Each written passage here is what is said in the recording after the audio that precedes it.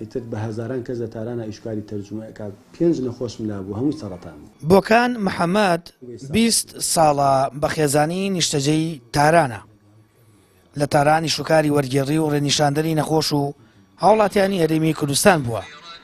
لەگەڵ دروستبوونی شەڕ و ئاڵۆزی زۆر بە زەحمات توانیوێتی بگەڕێتەوە هەڵەبجە.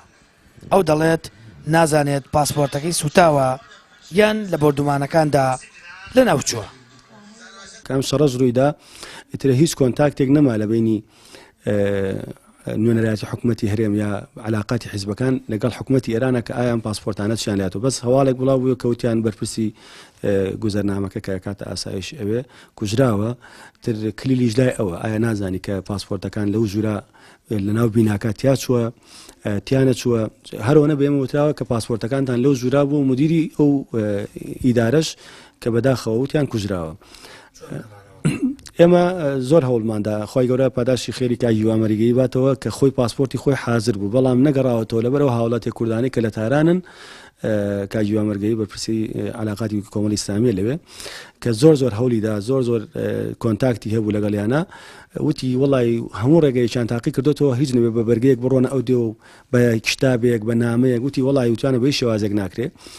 من دوو قوتابی پێیان وتم احتیمالەکە بە ئیساخی پاسپۆرت بکرێت. من پاسپۆرتەکانم ئیساخەکەیم پێ بوو هاتینە حدود تەکلیفمان لێکردن سنووری ئێران تەلەفۆنیان کرد بۆ سەری خۆیان وتیان بڵێ 25 ئایلەیەک تقریبان پاسپۆرتەکانیان دیار نییە ئایا لەناو بیناکایە لای مدیرەکەیە بەڵێ ئەو هەواڵە ڕاستە وتیان ئیجازەیاندا لەسەری ساخەکە مۆریاندا لە جوازەکەی لەسەری ساخی پاسپۆرتەکان ئێمە و کە ئێمە هاتینە.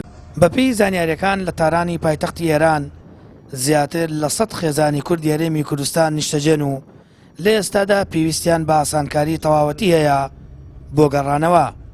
بەشێکیشیان گرفتی گەورەیان پاسپۆرتەکانیانە چونکە لە فەرمانگەی پەیوەندیداری حکوومەتی تاران هەڵگیراون.